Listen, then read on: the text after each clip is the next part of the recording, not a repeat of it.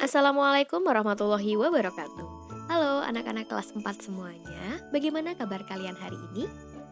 Semoga kalian selalu sehat walafiat dan selalu dalam lindungan Allah Subhanahu wa Ta'ala. Amin. Nah, anak-anak, hari ini kalian akan belajar matematika bersama Bu Ayu. Tentang apa? Yap, tentang segi banyak. Jadi, kita acuannya Bu Pena ya. Jadi, meskipun di ESPS itu bab pertama adalah pecahan, ketika Bu Penanya itu segi banyak, jadi kita harus mempelajari segi banyak terlebih dahulu. Itu ya anak-anak? Oke, nah bagaimana? Apakah kalian sudah siap untuk belajar hari ini? Namun, sebelum kita memulai pelajaran hari ini, yuk kita membaca basmalah bersama-sama terlebih dahulu, agar ilmu yang kita dapatkan dapat bermanfaat. Yuk, Bismillahirrohmanirrohim. Oke, sudah baca basmalah?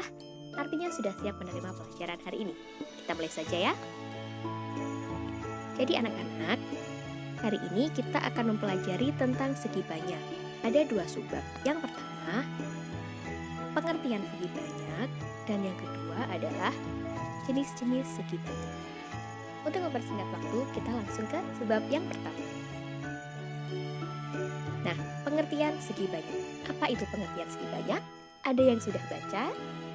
Ya, pengertian segi banyak yaitu bangun datar tertutup yang seluruh sisinya dibatasi oleh garis lurus. Diingat-ingat ya, garis lurus itu kata kuncinya. Banyak sisi pada segi banyak sama dengan banyak sudutnya. Itu juga kata kunci. Jadi, jumlah sisinya itu sama dengan jumlah sudutnya. Itu ya, kalian sudah mempelajari sisi dan sudut kan?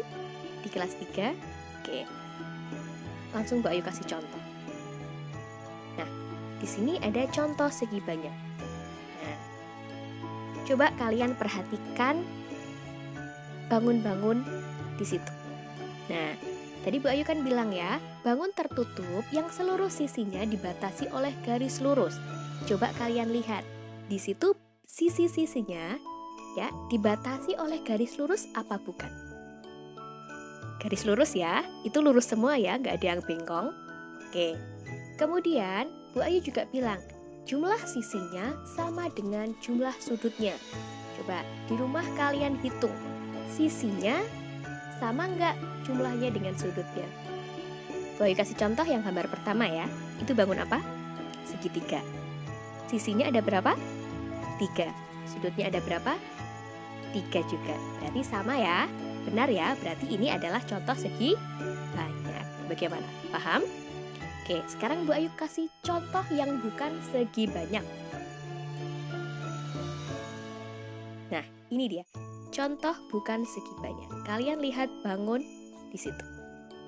Nah, kira-kira kenapa mereka ini bukan segi banyak? Kenapa? Sudah jelas ya. Itu tidak dibatasi oleh garis lurus ya. Coba yang gambar pertama itu garis lurus apa bukan? Bukan, itu melengkung-melengkung ya. Oke.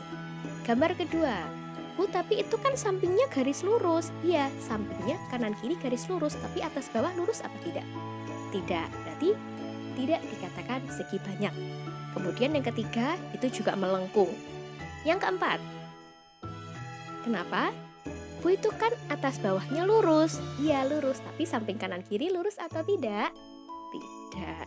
Kemudian yang terakhir, itu jelas tidak garis lurus. Berarti mereka termasuk bukan segi banyak.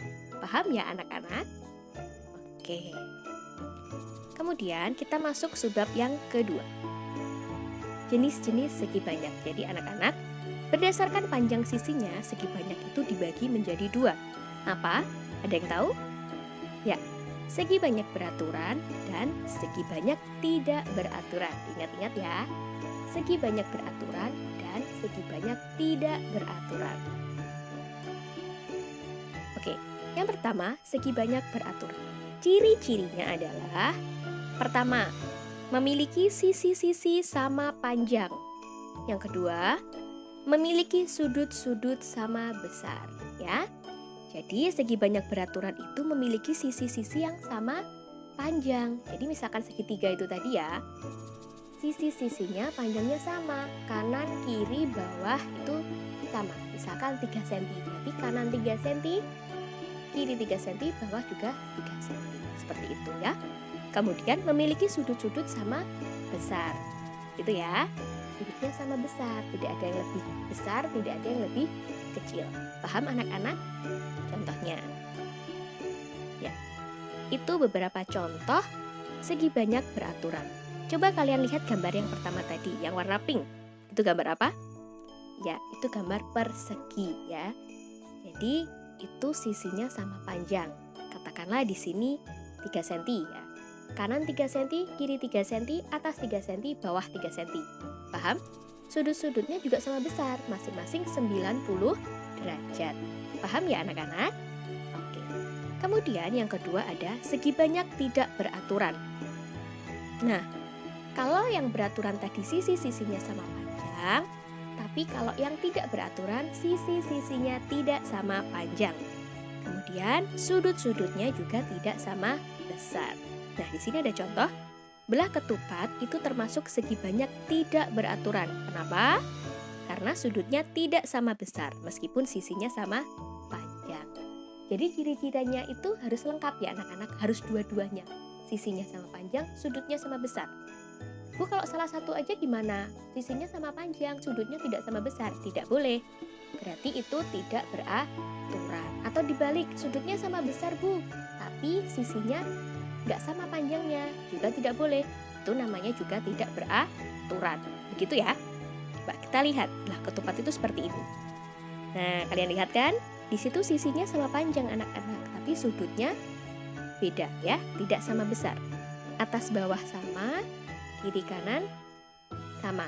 Maksudnya yang atas sama dengan yang bawah, yang kiri sama dengan yang kanan.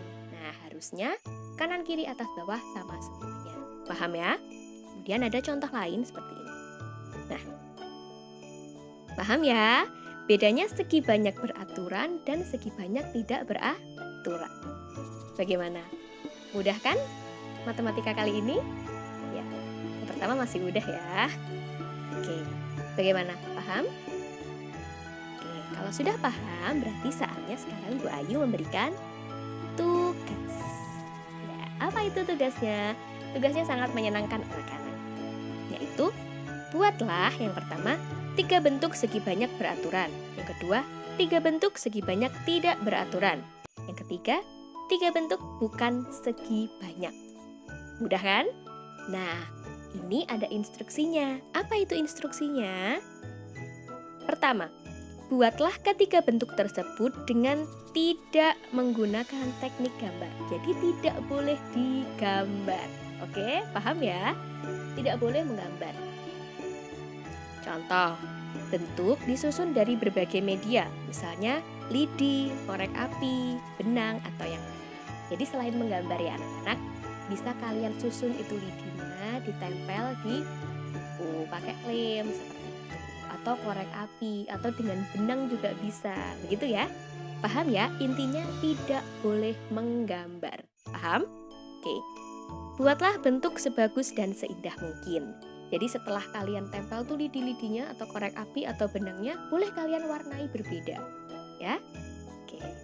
Kerjakan di buku tulis matematika. Paham? Oke. Selamat mengerjakan. Mudah kan tugas kali ini? Oke. Ya anak-anak, jika kalian kurang memahami materi ini, kalian bisa tanya ke guru kelas kalian masing-masing. Jangan malu bertanya ya, kalau belum paham tanya. Begitu ya anak-anak. Sekarang Bu Ayu akhiri. Wassalamualaikum warahmatullahi wabarakatuh.